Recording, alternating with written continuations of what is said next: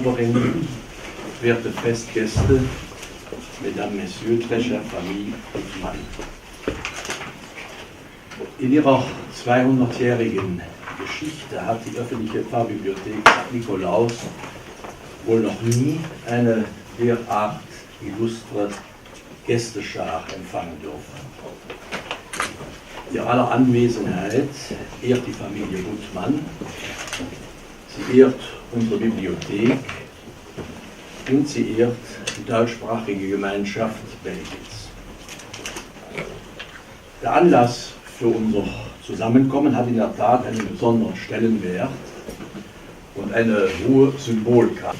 Eine jüdische Familie aus Brüssel, deren Vorfahren in Deutschland beheimatet und in der Kultur ihres Vaterlandes tief verwurzelt waren, schenkt der öffentlichen Pfarrbibliothek St. Nikolaus einen wertvollen Buchbestand aus dem Nachlass Leo Gutmanns, der 2009 in Brüssel verstorben ist. Monsieur Leo Gutmann était le dernier survivant d'une famille berlinoise à qui l'Allemagne hitlérienne avait pris d'abord la patrie, ensuite la dignité humaine, enfin la vie. La folie raciste atteignit un sommet de haine et de cruauté inimaginable jusque-là. Et il reste de notre devoir de poser inlassablement la question du pourquoi de cette descente aux enfers de notre civilisation occidentale, pourtant marquée du sceau à la fois d'une religion prônant l'amour inconditionnel du prochain et des Lumières, chantre des droits de l'homme et du citoyen. Pourquoi cet héritage fut-il soudain jeté aux orties par une minorité fanatique agissante et une large majorité silencieuse? Cette question me hante aussi en tant que chrétien. Le nombre de mes co-religionnaires qui se sont détournés lorsque leurs sœurs et frères juifs furent persécutés et massacrés restera à jamais une honte pour le christianisme dans son ensemble. Heureusement, il y eut des personnes intègres et droites qui, au péril de leur vie, lavèrent en partie cette honte en se tournant résolument, comme le bon samaritain de l'Évangile, vers leurs sœurs et frères juifs pour les secourir. Je me réjouis donc tout particulièrement de pouvoir saluer la présence parmi nous du docteur Jean-Pierre Nielsen, dont la maman fut une de ces justes parmi les justes. Die Schenkung der Familie Gutmann ehrt uns als katholische Bildungseinrichtung demnach in ganz außerordentlicher Weise. Und ich möchte Ihnen, liebe Geschwister Gutmann, im Namen unseres Verwaltungsrates, unseres Teams und der deutschsprachigen Gemeinschaft Belgiens von Herzen für Ihr großes Vertrauen in unsere Einrichtung danken.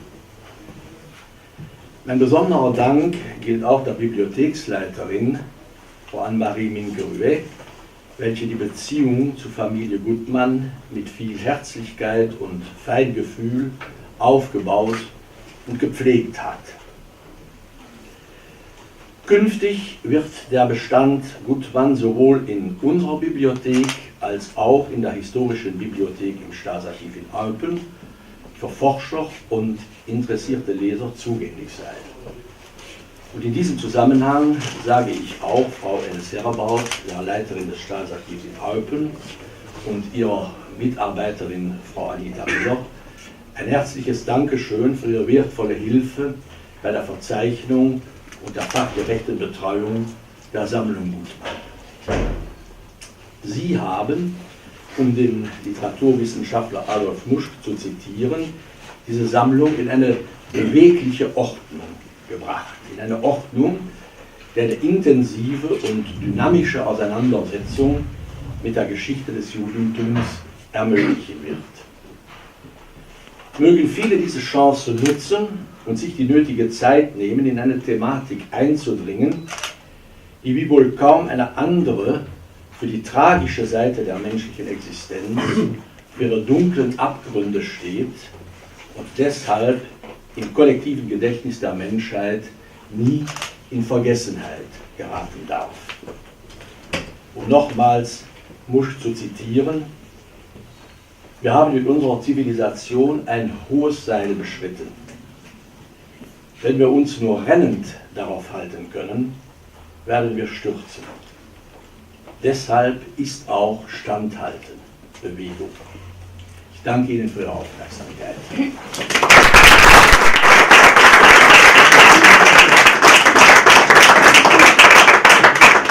Und als Erinnerung an diesen Tag möchte ich Familie Gutmann die Geschichte unserer Bibliothek überreichen und die Hoffnung aus Merci bien. Et je cède maintenant la parole à Charlotte. Cher docteur, professeur Alfred Minck, Madame Anne-Marie Minck, nous ne savons comment vous remercier pour cette occasion unique. Nous voulions simplement offrir des livres à une bibliothèque. Et nous voilà aujourd'hui tous réunis en une cérémonie mémorielle. Très touchés par la présence des personnalités ici présentes que vous avez mentionnées, particulièrement le ministre Jean-Luc Rucke, ministre wallon du budget, des finances, de l'énergie, du climat et des aéroports. Le ministre Jean-Luc Rucke est présent, devait être présent avec sa maman, qui est née Gutmann d'origine. Donc, merci de votre présence et meilleurs vœux de rétablissement à votre maman. L'ambassadeur d'Allemagne, Martin Kotthaus, que nous remercions particulièrement pour sa présence et pour son soutien au sein de son ambassade, grâce aux dames Sandra Caroli et Florence Lamont, qui ont assuré les traductions vers l'allemand. J'ai particulièrement apprécié leur gentillesse et leur efficace coopération. Vraiment, c'était très émouvant. Merci beaucoup. Donc, je voudrais aussi présenter Julien Kleiner, président d'honneur du consistoire israélite de Belgique, qui lui-même fut enfant caché. Samuel Drey, représentant de l'ambassade d'Israël en Belgique, en charge des relations publiques. Chers amis, chères familles, en vos titres et qualités, nous vous remercions très chaleureusement pour votre présence. Nous sommes très émus. Nous n'en revenons pas.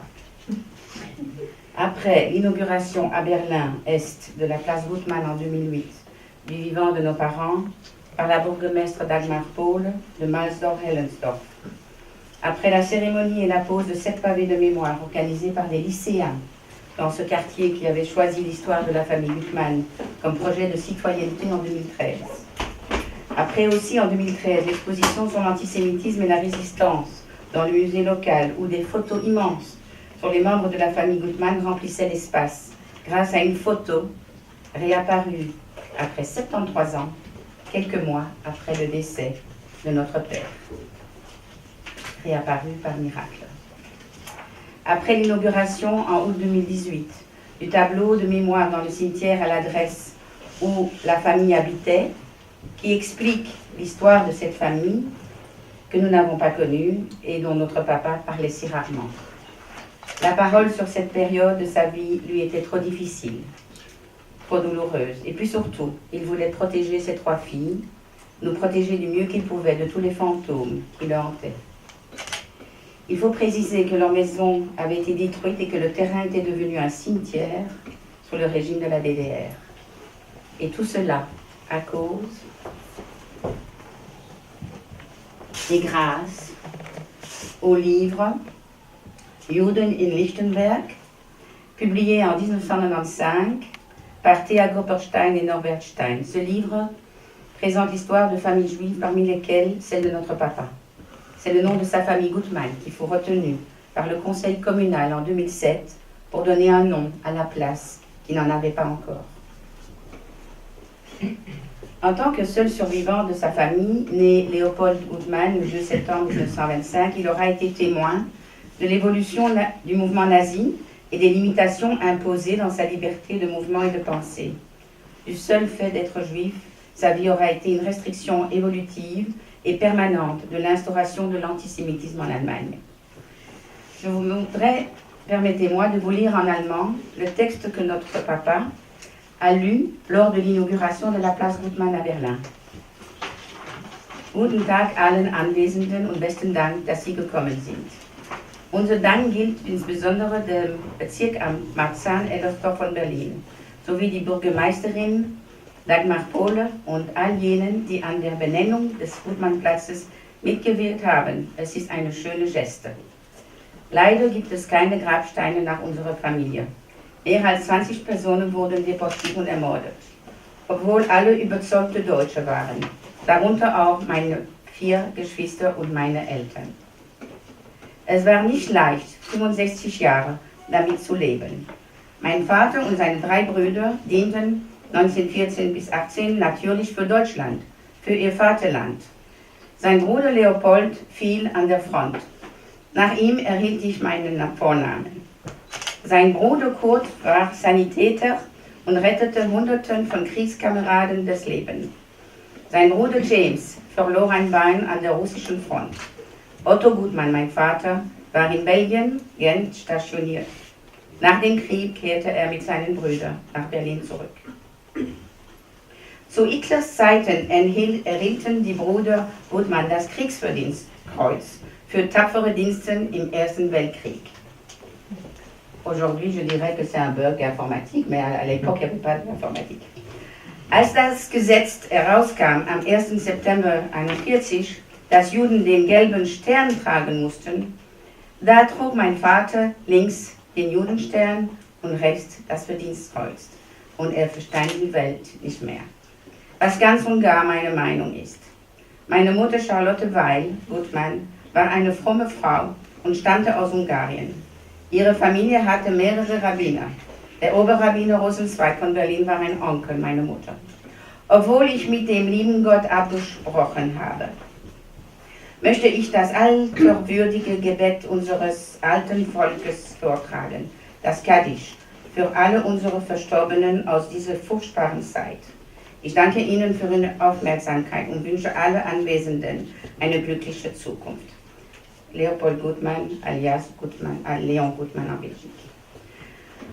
Après la fabrication. La fabrication était un chapitre dans le programme nazi, réservé aux juifs allemands qui tous devaient porter l'étoile jaune depuis le 1er septembre 1941, un décret qui s'appliquait à tous les pays occupés d'Europe. La fabrication, c'était le 27 février 1943. Ils ne savaient pas que ce jour-là, ils seraient déportés de leur lieu de travail obligatoire, dans ce cas IG Farbe, qu'ils ne rentreraient plus à la maison. C'était donc la séparation et le transfert vers le camp d'extermination d'Auschwitz, quelques jours après. Sa maman, Charlotte Gutmann, née Weil en Hongrie, dès son arrivée à Auschwitz, sera directement envoyée avec ses 2 filles, Eva et Maria, à la chambre à gaz. Quand le silence revenait, les nazis savaient qu'ils pouvaient rouvrir les portes et faire dégager les cadavres. Quand j'ai visité Auschwitz la première fois, mon père m'a demandé « Est-ce que la colline de cendres est toujours là ?» Son père, Otto Gutmann, qui a combattu pour l'Allemagne pendant la Première Guerre mondiale, avec ses 3 frères, comme ça a déjà été énoncé dans son discours, n'a pas survécu longtemps après son arrivée à Auschwitz. Probablement convaincu pendant trop longtemps que les Juifs allemands n'étaient pas concernés. Ensuite, il portait la croix de fer du côté droit et l'étoile jaune du côté gauche, comme ça a déjà été dit aussi. Il a voulu organiser le départ de sa famille via l'ambassade de Bolivie, mais c'était trop tard. Né dans une famille de négociants en papeterie, jusqu'à la crise de 1929, il avait une imprimerie spécialisée dans les cartes postales. Le frère cadet de notre père, Hans Simon, mourut exténué à Auschwitz. Il avait 16 ans.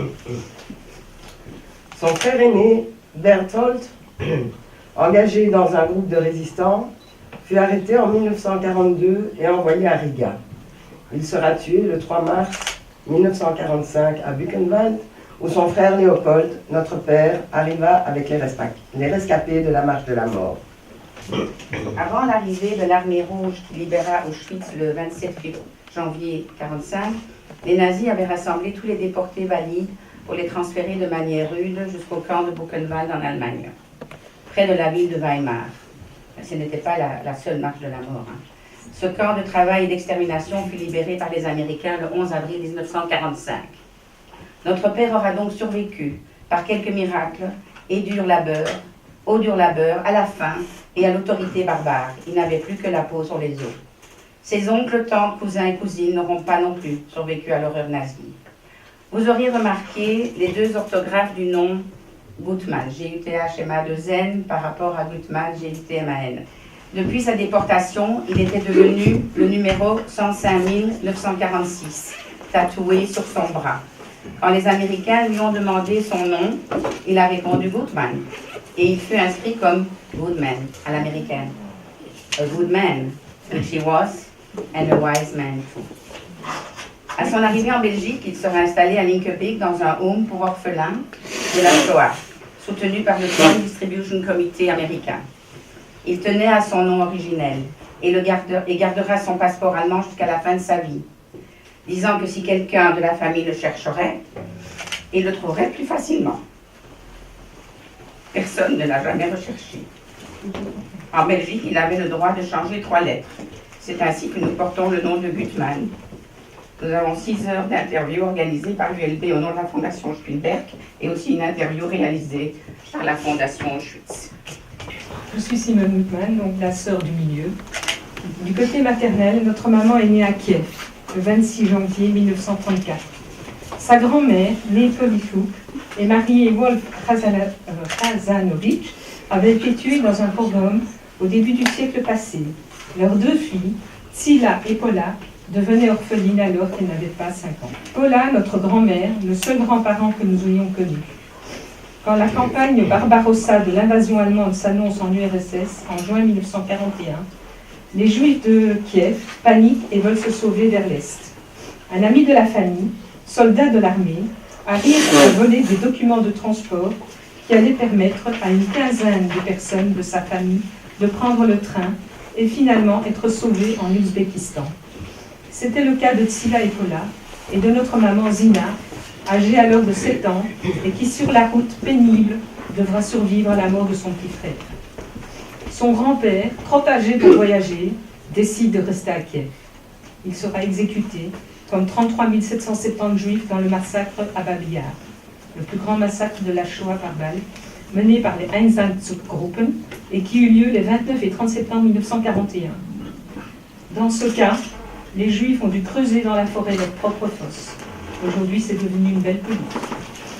Après la guerre, et passant par la Pologne et l'Autriche, ils finiront par atteindre la Palestine sous mandat britannique et seront logés à Haïfa, la ville où nos parents se sont rencontrés et se sont mariés en 1951. À Bruxelles, notre père commença à travailler dans la fourrure. Quel aurait été son métier dans un autre scénario? De par toutes ces maladies, il s'intéressait beaucoup aux médicaments et à la médecine, qui le considérait comme un cas intéressant, ayant entre autres surmonté 4 cancers. Il habitait dans ce home à Linkebeek avec une quarantaine de jeunes survivants de la Shoah. En 1948, ils reçoivent la visite d'un représentant de l'agence juive qui vient les convaincre de participer à la guerre d'indépendance d'Israël. Tous seront volontaires à Marseille dans la marine et arriveront en Israël sur la première frégate K-28 dont le capitaine était anglais. Vous aurez compris que nos parents ont quitté Israël pour venir tenter leur chance à Bruxelles, où notre père avait quelques contacts établis entre 1945 et 1948. Il pensait que la vie y serait plus facile.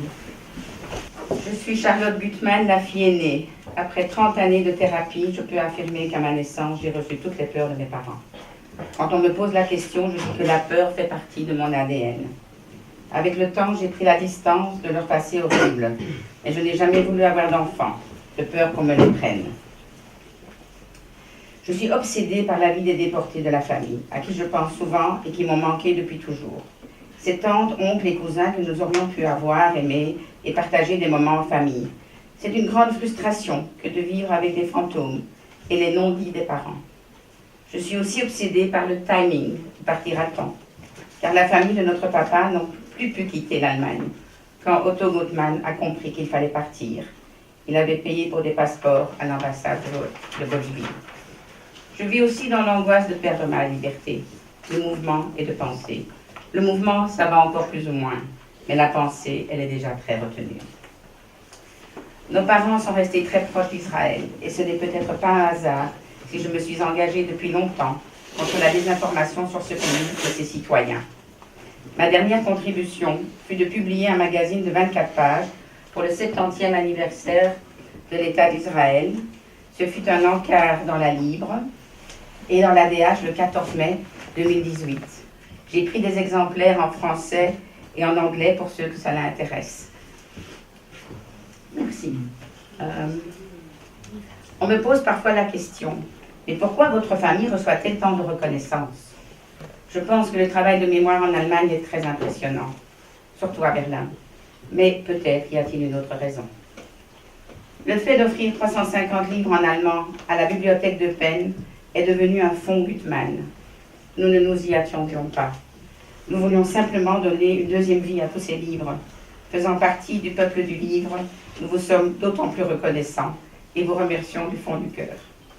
Il y a des livres sur le judaïsme, sur Israël, mais aussi des auteurs tels que Thomas Mann, ou Rainer Maria Rilke ou Goethe, ou encore des rapports de la Fondation Auschwitz dont le président s'est excusé, car il est à Berlin aujourd'hui. Nous sommes aussi ravis de vous informer que 50 livres de plus rejoignent le fonds Guttmann.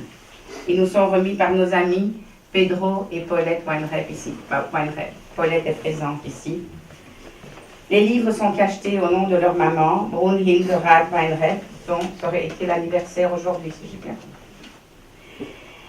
Née en Allemagne de l'Est, province de Saxe, de parents issus de l'Empire austro-hongrois, ayant vécu à Anvers, elle y rencontre son futur mari.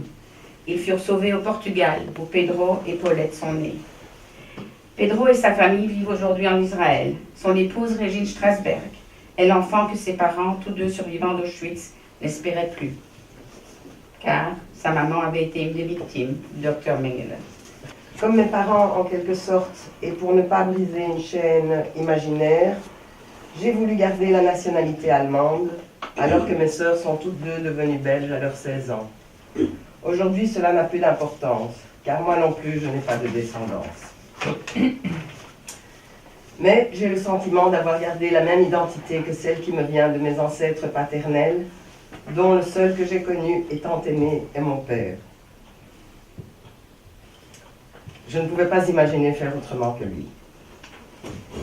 Charlotte est notre aînée, et la mission de sa vie est d'honorer la mémoire des disparus, ceux de notre famille que nous avons connus et ceux que nous n'avons pas connus, et aussi et surtout de rétablir la vérité sur l'histoire qui nous a conduits jusqu'à aujourd'hui.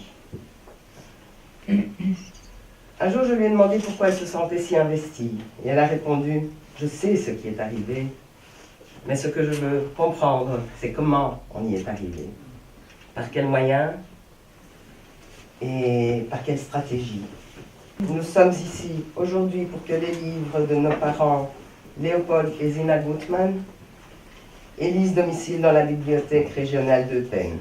Vous aurez compris que notre famille a, du plus loin que de nos connaissances, toujours eu un lien avec les livres.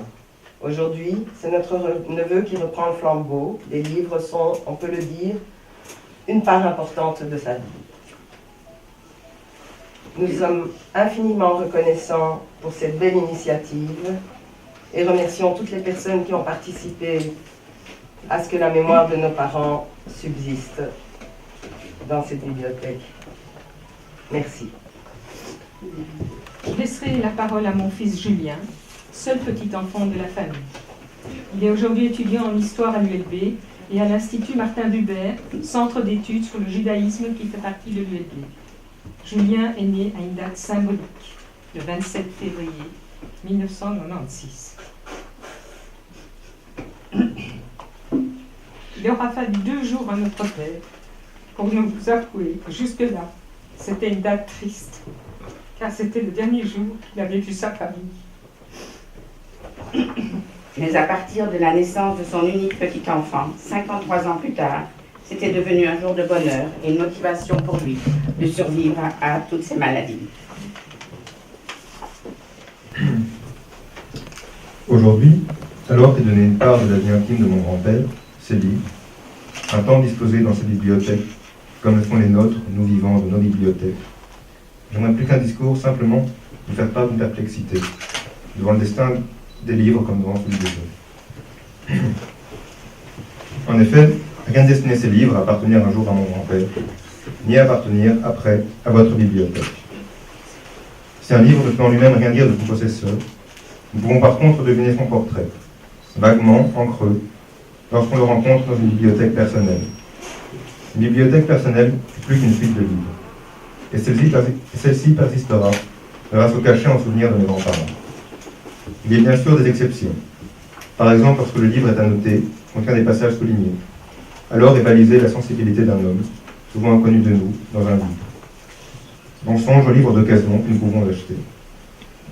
Mais la réalité rare de ces charges visibles, de ces signes au crayon par exemple, nous fait oublier toutes celles qui sont là, mais invisibles dans chaque livre. Nous ne sommes pas les premiers propriétaires. Chacun de ces livres est ainsi porteur d'une ou de plusieurs charges émotionnelles ou intellectuelles, aussi inaccessibles pour nous que le toucher des doigts des anciens propriétaires, qui ont pourtant réellement parcouru ces pages.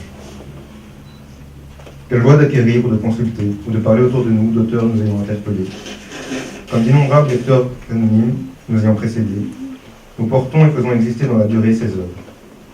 J'espère que ces livres, qui me sont inaccessibles, car je suis de langue française, pourront des lecteurs dans votre bibliothèque.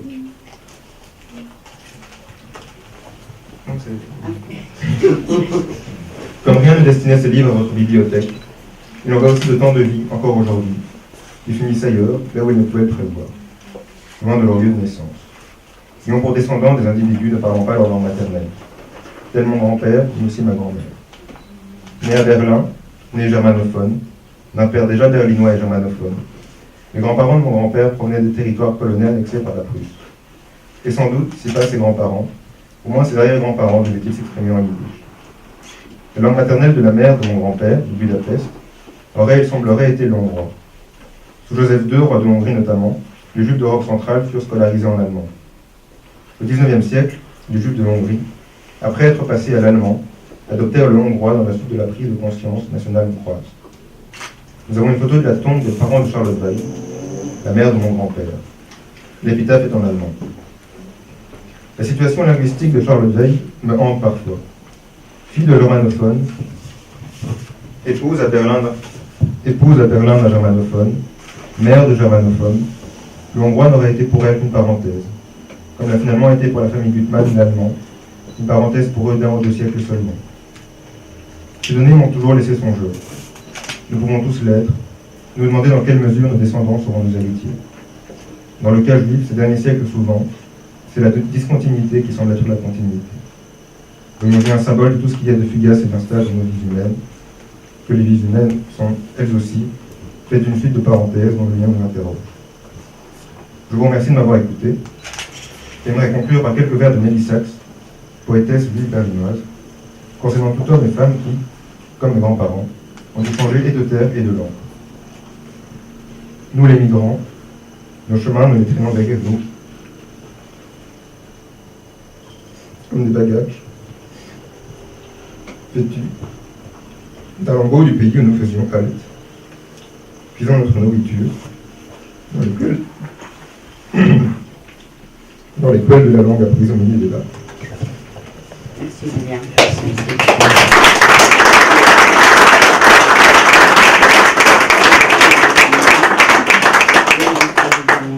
Je voudrais vous lire la partie du poème de Nelly Sachs qu'il voulait lire. Je vais vous le lire en allemand.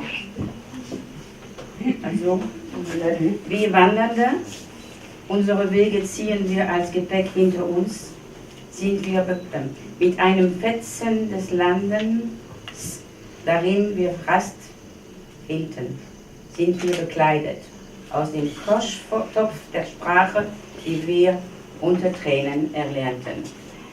Nous avons amené des exemplaires des discours d'aujourd'hui en français et en allemand avec quelques photos souvenirs des différents événements mémoriels que vous pouvez donc garder si vous le souhaitez. dans votre bibliothèque aussi. Merci. Merci Julien. C'est vrai que nous sommes tous émus et c'est un peu dur de replonger dans le passé. Avant de passer aux questions-réponses, si vous permettez, professeur Minck, permettez-moi de présenter en quelques mots nos amis qui nous ont accompagnés de Bruxelles pour cette journée à Eupen et leur dire notre profonde émotion de leur présence. Ils sont une majorité à partager notre vécu. Chacun de nous pourrait écrire un livre d'histoire sur sa famille, juif ou non juif, et se rattacher ainsi à la grande histoire avec un grand H. Henri Fischgrund, mon mari, ses parents, Fela et Shevach, séparés de leur fils Joseph, ont été cachés en Wallonie et ont survécu pour qu'Henri naisse en 1946. Bernard Fischgrund, son neveu, le fils de Joseph et Myriam, tous deux enfants cachés. Gisèle Flax-Nazielski. Lève la main, Gisèle. Avec nos parents, ils étaient deux couples d'amis très proches. Gisèle reste notre seul témoin. Enfant caché en Pologne, elle vient de publier un livre sur sa vie et témoigne dorénavant dans les écoles. Elle a plus de 80 ans quand même, faut le dire. Ça ne se voit pas. Ça se voit pas. En français. En français. Paulette Weinreb, fille de parents juifs sauvés au Portugal. Merci encore à Paulette et à son frère Pedro pour les livres de leur maman. Clara Hartmann-Kleiner. Ses parents ont été cachés à Charleroi, son frère aussi, et sa sœur à Mons.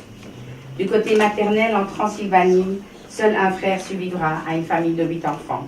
Du côté paternel, un frère survivra à Hanovre. Sandra Zeidenband. Sa maman et sa famille venaient de... Lève la main, comme ça les gens voient qui c'est. Sa maman et sa famille venaient de Pologne. Berthe Bajrek, à 3 ans, a été cachée dans 2 familles, à La Hulpe et puis à Autigny. Son papa, Simon Zeidenband, à 4 ans, a d'abord été caché à Toulouse en mai 40, de fuites en fuites. Il a eu la chance de pouvoir passer en Suisse allemande et avec son frère en 43 et de retrouver sa famille à la Libération. Vali Fidelman, dont le grand-père et ses frères ont fui Kiev au début du siècle passé. Vali, où tu es où? Elle ne sait rien de la vie de ses parents durant la Shoah. C'est un silence qui en dit long. Irène Kishka, dont le père survivant d'Auschwitz a été engagé... Irène. Dont le père survivant d'Auschwitz, 93 ans aujourd'hui, a été engagé intensément dans la transmission de la mémoire en accompagnant nombre d'élèves d'écoles de toute la Belgique pour visiter et expliquer le programme d'extermination du peuple juif. Julien Patigny représente l'association pour la mémoire de la Shoah, qui fait un magnifique travail en Belgique de mémoire, donc avec des pavés de mémoire. Merci pour votre présence. Joao Correa s'est excusé pour raison médicale. Cependant, Vinciane Georges le représente. Elle est directrice de la SBL La Merci, la maison européenne pour le rayonnement de la citoyenneté. Permettez-moi quelques mots sur l'absent Joao Correa. Il est l'auteur du livre et co-réalisateur du film Le Consul de Bordeaux, qui aura sauvé des milliers de personnes, dont de nombreux juifs, en leur promulguant de faux visas et contredisant ainsi les ordres de Salazar. Colette Zawi Grosjean s'est aussi excusée aujourd'hui, mais son mari est là. Gérard, Colette, dont les parents ont survécu en Algérie. Ils sont arrivés en France en 1962, 2 jours avant l'indépendance. Roger de la Toer, dont les parents ont gardé leur nom de résistant. Roger, dont les parents ont gardé leur nom de résistant depuis la guerre, et son épouse Nathalie Kerscovici, dont la grand-mère paternelle fut raflée à Rouen en 1942, et dont la maman Rosalie, enfant cachée à Cudessart en Wallonie, jusqu'à la Libération. Elle était la seule survivante de sa famille. Samuel Drey. En 1932, ses arrière-grands-parents arrivent en France d'Algérie. En 1932. Pas un enfant de son immeuble du Marais ne reviendra.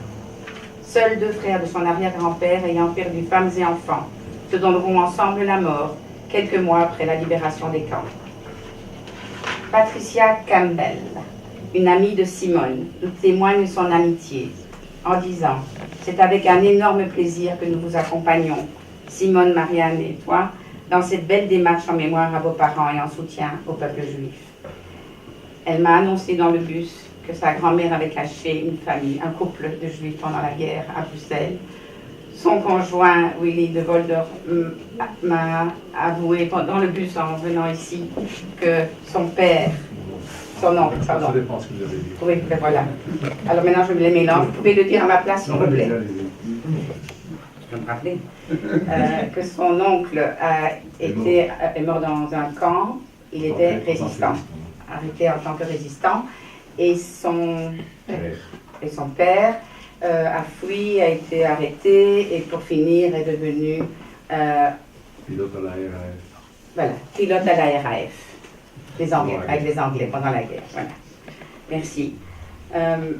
La Belgique est le pays, j'espère que j'ai oublié personne, la Belgique est le pays d'Europe qui aura sauvé le plus d'enfants juifs pendant cette période noire.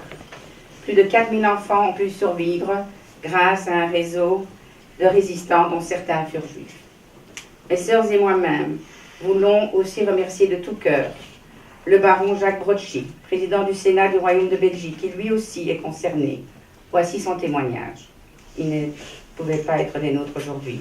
Enfant caché, ayant avec mes parents échappé à la déportation grâce au dévouement d'une famille de justes, Léon et Élise Simon, dans le village de Mont, situé dans la commune de Comblain au Pont, en province de Liège, je n'ai pas hésité un seul instant pour accorder mon patronage à cet événement important quand Charlotte Gutmann m'a parlé de son projet de remettre à la bibliothèque paroissiale Saint-Nicolas-Eupen un recueil de plusieurs centaines d'ouvrages précieux sur l'histoire et le présent du judaïsme. Baron Jacques Brotchi, président du Sénat du Royaume de Belgique. Nous terminerons notre intervention avec le petit-fils de Fanny Stern-Soucheki, la maman de notre amie Brigitte et grand-mère d'Amos. Donc, la grand-mère d'Amos a été arrêtée à l'âge de 7 ans par la Gestapo à Bruxelles. Elle fut sauvée par le réseau de la résistance et cachée d'une adresse à l'autre. Amos, 11 ans, fait partie du chœur des enfants à l'Opéra de la Monnaie à Bruxelles. Il va nous interpréter a cappella, en langue yiddish, le chant des partisans. Nous avons des copies, viens Amos, viens. Nous avons des copies de son CV assez impressionnant, et qui est plus long que certains CV d'adultes, hein, je vous le dis tout de suite. Il a déjà chanté en présence du roi, de la reine. Nous avons aussi fait des copies du diplôme des justes qui ont été délivrés aux personnes qui ont sauvé des membres de ta famille. Donc il y avait 2 familles de justes. Je ne pouvais pas venir aujourd'hui, avec qui nous sommes toujours en très bon contact. C'est la 4e génération. Bravo, félicitations. Donc j'ai ajouté des copies de ce diplôme, de 2 diplômes de justes de famille qui ont caché les membres de sa famille.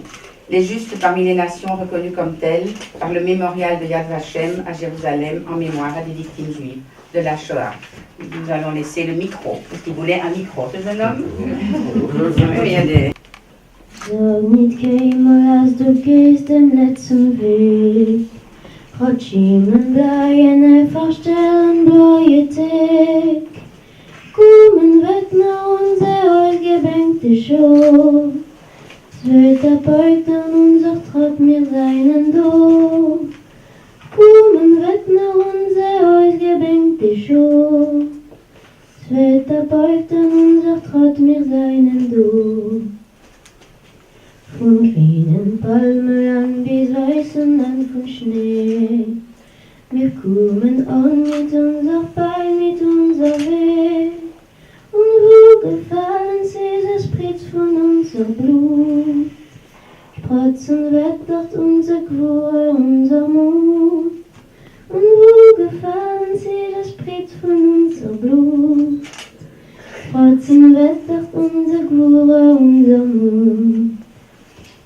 Wird die Morgensonne begillen uns dem All. In den Nächten wird verschwinden mit dem Fall. Nur versammeln wird die Sonne in dem Kajak.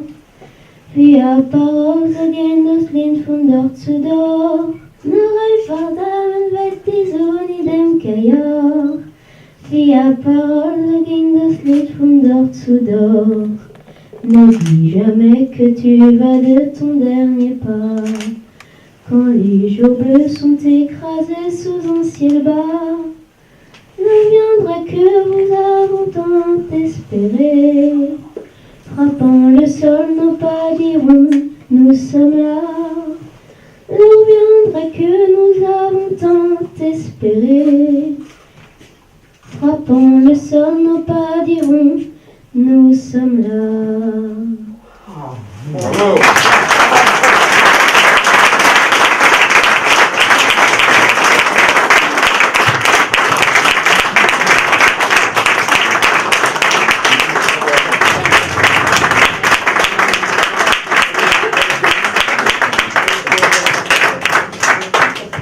Chère famille Gutmann, liebe Familie Gutmann, je dois dire que il me manque un peu les mots après votre présentation qui m'a très touché. On a dit avant qu'il est important de savoir pourquoi ça s'est passé, mais en plus, il est important de prévenir quelque chose comme ça, que ça se passe comme de nouveau. Ich pense, für uns ici, für uns alle hier, ist das Wichtige, niemals wieder. Und das möchte ich ja doch nochmal betonen. Wir haben unruhige Zeiten, es gibt beunruhigende Tendenzen. Ich glaube, eine Veranstaltung und eine Buchschenkung wie die ihrige, un don des livres comme la vôtre aujourd'hui, ça nous met en mémoire qu'il faut toujours être conscient de que ce se passe entre eux, de que ce se passe pour les voisins, les amis, les familles, les peuples, et de rester ensemble pour sauvegarder la démocratie et la défense des droits humains, et de rester tous des humains en même temps. Et je pense que votre présentation nous a mis en mémoire et nous a fait souvenir votre famille, votre père. Quand j'ai lu son histoire, j'étais plus qu'ému. Quand je vous ai tous écoutés et quand j'ai vu vos mémoires qui sont réapparues et que vous avez très bien transmis à nous tous, tout ce qu'on peut dire comme ambassadeur d'Allemagne, c'est qu'on est bien conscient de notre passé, qu'on est bien conscient et prendre responsabilité de tout ce qui s'est passé et qu'on est bien conscient qu'il faut rester toujours ensemble pour éviter une répétition. Et je pense pour tous ici, je peux dire merci pour votre don, c'est très bien pour la mémoire, c'est très bien aussi pour les gens et pour les livres qui restent dans la vie. Je pense que vous avez très bien enseigné les livres, ça vaut seulement la peine si on peut les lire. Ça c'est l'endroit parfait avec toutes les langues qui sont réunies dans cette bibliothèque. De ma part, seulement un grand merci et je suis vraiment très touché. Merci.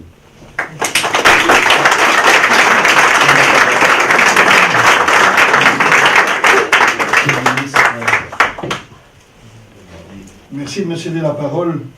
Et je ne le fais pas seulement comme ministre du gouvernement wallon et pour avoir averti le ministre président de ma présence ici aujourd'hui, je le fais également à un titre plus personnel.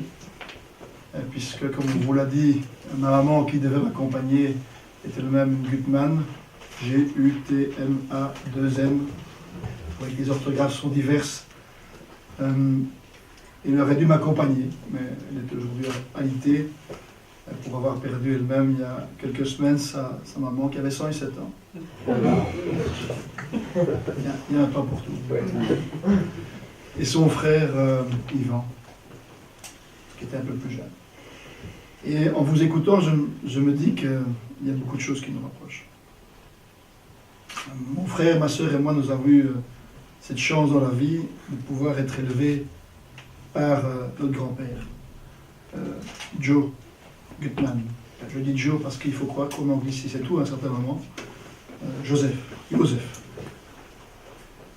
et pour avoir vécu les plus beaux moments sans doute de ma vie, encore que l'horizon est devant nous, et il faut toujours essayer d'élever le niveau de l'horizon quand on veut croire à ce qu'est l'avenir.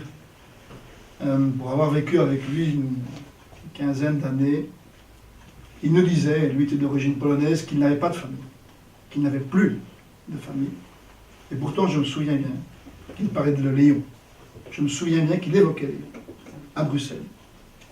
Ce qui ne veut pas dire qu'ils étaient frères, sans doute pas. Mais Léon, et puis vous avez cité Paula. Et ce nom me revient également. Peut-être qu'il faudra à un moment donné creuser ces choses-là, mais c'est l'histoire, c'est le détour de l'histoire qui fait sans doute parfois, heureusement, encore bien les choses, qui m'a permis de me rencontrer dans ce qui était plus mes responsabilités ministérielles. Et puis il avait évidemment, comme vous aussi, cet attachement à Israël. Je l'ai vu pleurer une fois dans sa vie. Il était tout petit, bossu, pharmacien, quelqu'un dont on n'aurait pas beaucoup regardé le physique, si ce n'est son épouse qui l'a épousé. Mais une fois je l'ai vu pleurer, c'est quand Begin et Sadat ont signé les accords de paix en Israël. Je me souviens bien de l'endroit où nous étions encore dans la maison, au-dessus de l'officine. Je me souviens bien de ces images, et je me souviens d'avoir vu pleurer. Et mon frère, ma soeur, moi, nous étions là aussi, parce qu'il y avait quand même certaines disciplines qu'il fallait respecter. Et nous comprenions évidemment pourquoi. Mais tout ça fait qu'on ne peut pas, quand on a traversé votre vie, quand on a vécu ce que vous avez vécu, quand vous portez l'héritage qui est le vôtre et d'autres ici, et quand moi-même je me suis hérité de cet héritage-là, on ne peut pas faire les choses tout à fait comme les autres. Pas que la différence soit quelque chose d'innommable, c'est beau la différence. C'est le sel de la vie, la différence. Et donc, voir le don que vous faites dans un lieu comme celui-ci, une bibliothèque, où les livres sont à la fois la mémoire du passé, mais en même temps ce qui nous donne l'intelligence, le courage de regarder vers ce qui peut être demain amélioré. Je trouve que vous avez fait un choix judicieux dans une communauté germanophone en plus, qui a cette place si particulière dans la Belgique, où les portes sont toujours plus ouvertes qu'elles ne sont fermées. C'est plein de symboles. C'est plein de symboles, et c'est aussi ce qui en fait la beauté. Je vais peut-être terminer par cela, parce que mon grand-père me manque tous les jours.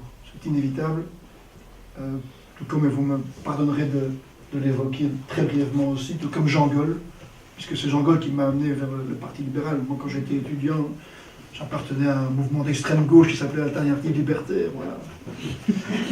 Si j'avais pas croisé Jean Goll sur mon passage, sans doute que j'aurais fait peut-être autre chose dans la vie, mais c'est lui qui m'a attiré, je l'ai jamais regretté. Mais je vous dis ça, pourquoi? D'abord parce que un homme n'est grand, une femme n'est grande que par rapport aux convictions qui sont les siennes. Et les convictions qui sont les siennes sont celles qui doivent, et ça j'emploie très souvent, ou très peu souvent plutôt le mot doit, mais qui doivent d'abord respecter ce que sont aussi les convictions des autres. La tolérance.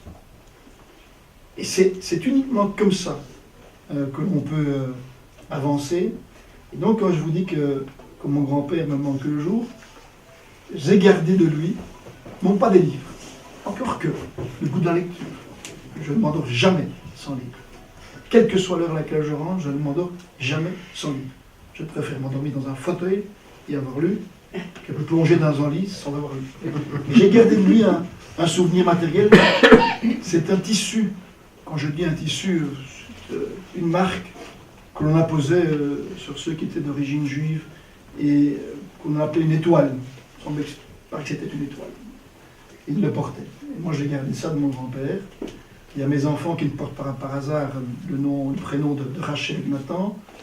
Je ne sais pas comment ils feront pour le diviser, puisque nous ne l'avons pas divisé, mon frère, ma soeur et moi. Il a été dit que c'était l'aîné qui garderait l'étoile. Et je ferai en sorte qu'il la garde aussi. Et cette étoile, oui, c'est aussi du symbole.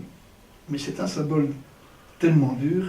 Et le dernier élément qui nous rejoint dans le parcours difficile que votre papa a fait d'Auschwitz à Buchenwald, il a peut-être à Buchenwald rencontré mon autre grand-père, qui a séjourné 3 ans. Pour quand il est revenu ici totalement transformé aussi. Je n'étais pas encore né. Mais toutes les descriptions qui m'ont été faites par mon père correspondent aux descriptions que vous avez vous-même évoquées. Mais voilà, la vie nous porte parfois à un endroit, à un autre endroit. Ce qui nous réunit vraiment aujourd'hui, c'est votre qualité intellectuelle, c'est votre intelligence, et c'est surtout le message que vous portez par rapport à l'avenir. Et moi, je considère que je n'ai pas perdu aujourd'hui 1h30, même si vous savez que la situation politique est un peu agitée. J'ai gagné 1h30 de bonheur. Merci.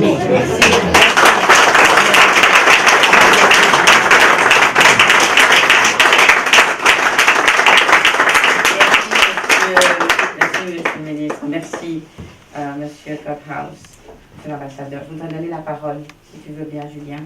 Vraiment? Oui, quelques mots de ta part. Julien, le baron Julien Kleiner est le président du consistoire israélite de Belgique.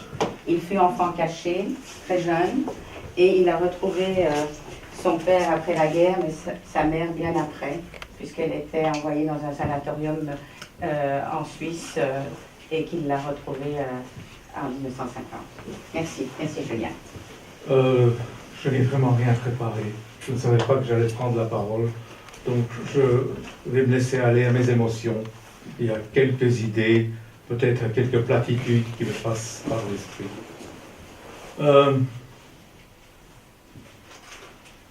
Plus jamais à Auschwitz n'est pas une certitude. C'est peut-être une mission. Et à chaque individu de savoir s'il est prêt à aider à ce que, en effet, le nom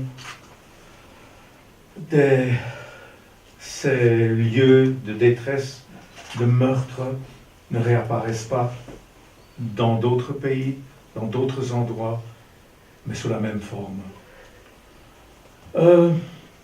Je crois, en effet, en tant qu'enfant caché, tout comme le papa que vous avez évoqué, la maman, que je suis une anormalité. Pourquoi? Parce que je suis né en 1939, de parents juifs, dans la bonne ville d'Ostende. En effet, il y avait une communauté juive. Et à la fin des 41, je me trouve sur une liste, la liste des juifs d'Ostende, avec à côté de mon nom, Tuyong, Tsuyong, trop jeune. Pourquoi? Je ne le sais pas. Peut-être parce que à ce moment-là, on pensait encore que, on faisait semblant que l'administration de la commandantur de Brugge, qui dirigeait Ostende, pensait encore que ça calmerait un tout petit peu les esprits. Je suis un peu une anormalité parce que la majeure partie des gens de mon époque n'ont pas survécu, n'ont pas eu la joie et le plaisir d'avoir une vie, n'ont pas pu aimer, n'ont pas pu détester. Ils n'ont pas eu ce que j'ai eu. Et en plus, j'ai eu une autre chance. C'est que né en 1934, 39, caché, merci ma femme me rappelle, pour une fois que j'essaye de me rajeunir. C'est la seule. Mais non, 40. C'était pas 44, c'est moi. Hein. C'est 44, c'est moi. Ah ouais, d'accord. Donc, j'ai eu cette vie, j'ai perdu le fil de mes idées, merci. Parce que tu étais né en 39, tu as eu la chance. Et j'ai eu la chance d'avoir un parcours scolaire normal. J'ai pu entrer en première de l'école primaire, mais combien de personnes juives, un peu plus âgées que moi, qui n'ont pas eu de carrière pédagogique, éducative, comme la mienne. Et voilà, j'ai survécu. Avec mes angoisses, et je n'ai pas consulté. Donc, mes angoisses qui sont là, mes angoisses par rapport à la société, par rapport à l'histoire, par rapport à l'histoire générale, et par rapport à l'histoire juive. Et je ne commencerai pas à vous expliquer pourquoi j'ai recherché le pourquoi de cette situation. Un petit enfant né à Ostende, soudainement, est trouvé trop jeune. On le trouve trop jeune, pourquoi? Alors, je ne sais pas dans quelle mesure mes émotions et mes piètres réflexions rejoignent l'ambiance de cette matinée remplie de nostalgie, nostalgie familiale, nostalgie de la famille que vous n'avez pas connue, que moi je n'ai pas connue. Parce qu'en somme, je ne sais pas ce que signifie le mot famille. À tel point que, après la guerre, je ne vais pas vous raconter mes histoires, on est retourné à Ostende. Et le jeu dans ma tête, c'est-à-dire que j'étais le seul garçon juif après la guerre d'Ostende. Il y avait encore une communauté, il y a une synagogue, si ça vous intéresse un jour, il y a même un cimetière. Le seul enfant juif. Et les lundis à l'école, j'entendais les autres enfants disant « Ah, hier, oh, qu'est-ce que c'était embêtant de nouveau aller manger chez l'oncle Louis et chez la tante Madeleine ou chez le grand-père. » Et moi je me disais « Mais quelle chance, j'ai une journée calme parce que je n'ai plus de tante, je n'ai plus mes grands-parents du côté de ma mère qui ne sont pas revenus de Annus Mundi. » Mais je veux dire que à cause de cela, toute cette ambiance, j'ai essayé, dans mes cours, dans mes contacts sociaux, de prouver que, en effet, même si on dit que l'histoire nous apprend, que l'histoire nous apprend rien du tout, j'ai essayé de continuer à raconter l'histoire de la démocratie, cette démocratie qui a fait, il y a 3-4 générations seulement, de moi et de mes parents et de mes grands-parents,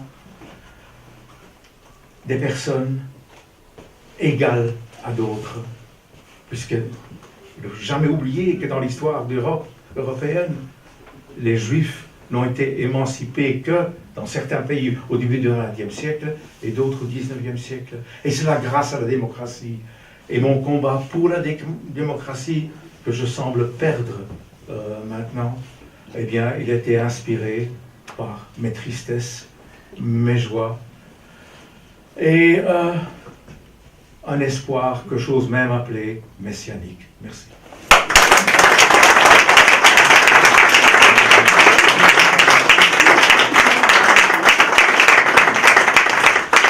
Wir haben auch hier heute den Präsidenten des Parlaments der deutschsprachigen Gemeinschaft unter uns begrüßen zu dürfen und ich darf ihn vielleicht auch um ein kurzes Grußwort bitten, ein Wort an Sie sagen. Ja, meine sehr geehrten Damen und Herren, Stefanie Gutmann, es ist mir wirklich eine Ehre, heute Morgen hier sein zu dürfen und mir geht es ähnlich wie dem Botschafter. Die Worte fehlen einem schon fast, wenn man diese Schicksale hier hört. Das ist wirklich ein sehr schwieriges Schicksal. Und wenn man selbst aus einer Zeit entstammt, wo man wirklich nur in Frieden und Wohlstand gelebt hat, dann fehlt einem fast schon der Bezug zu solchen schwierigen Schicksalen.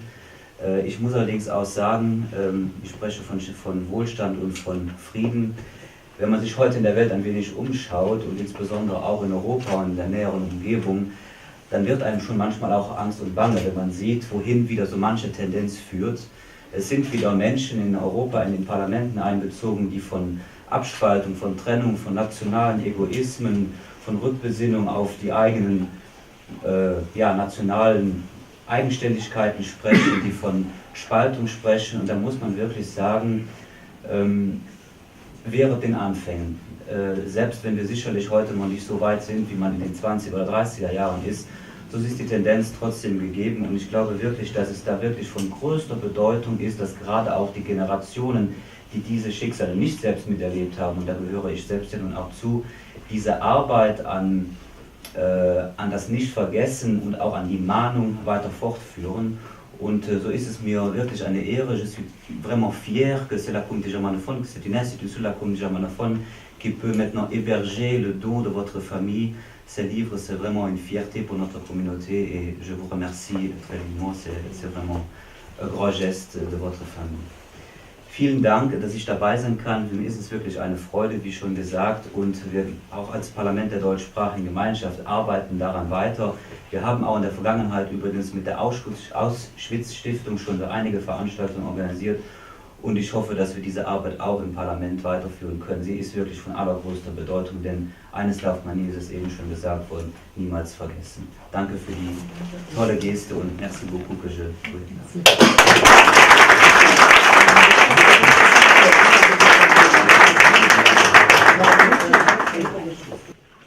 à la fin d'une série de prises de parole, à la fin de témoignages bouleversants. Je crois que nous sommes tous et toutes sous le coup de l'émotion. Et c'est difficile, après avoir entendu ces témoignages, de conclure. Aussi, je vous proposerai soit de poser des questions maintenant au cours des minutes ou de la demi-heure que nous avons encore devant nous, soit de le faire tantôt dans le cadre d'une petite réception, dans des échanges particuliers, où là, l'intensité de l'échange sera sûrement encore plus grande. Mais s'il y a donc des personnes parmi nous qui voudraient apporter encore leur propre témoignage ou qui voudraient prendre position par rapport à ce qui a été dit, c'est évidemment tout à fait la bienvenue. En ce qui me concerne personnellement, je suis donc historien de formation et je ne puis que appuyer ce que le baron Kleiner a dit. Après avoir pratiqué cette science pendant maintenant presque 50 ans, j'en viens malheureusement aussi à la conclusion que l'histoire n'est pas la maîtresse de l'humanité. Je suis parti dans cette idée quand j'ai commencé mes études d'histoire et je me rends compte que au fil des années, non, l'histoire c'est un éternel recommencement, c'est un éternel recommencement de bêtises, c'est un éternel recommencement de guerre, de cruauté, mais je crois que c'est aussi un éternel recommencement d'espoir. Et je crois que c'est à ça finalement, après 50 ans, que j'en suis arrivé, que l'histoire doit absolument continuer à porter un espoir en des jours meilleurs, un espoir en la possibilité qui est en chacun de nous de condamner, de combattre la bêtise, de combattre les personnes bornées, de combattre le fanatisme, l'intolérance. Et je crois que c'est ça la conclusion finalement provisoire de cette magnifique rencontre que nous vivons pour le moment. Nous sommes tous appelés individuellement et collectivement à ce combat. Monsieur le Président du Parlement a dit « Wehret den Anfängen », faites tout pour que ça ne recommence pas. Et je crois que chacun, dans son cercle d'amis, de connaissances, là où il travaille, là où il œuvre à des tâches de bénévolat, a le devoir moral de s'élever contre les injustices, contre le racisme, contre la xénophobie, contre tous ces poisons qui, depuis que l'humanité existe, n'ont cessé de faire des ravages. Et je vous invite donc à mener chacun, chacune, ce combat personnellement, au nom de vos convictions collectives et au nom de vos convictions individuelles. Je sais que je n'ai pas besoin de rappeler cela aux membres de la communauté juive ici présente. Je le fais à dessein en m'adressant aux autres personnalités ici dans la salle, notamment celles qui portent aussi une responsabilité politique.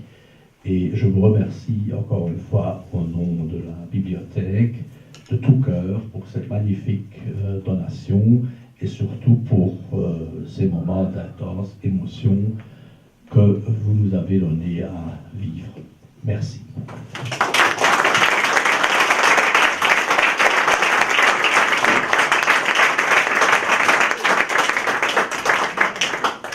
Notre papa, quand il a arrêté de travailler, il s'est inscrit à l'académie de Boisfort, dirigée par le fameux Roger Sommeville.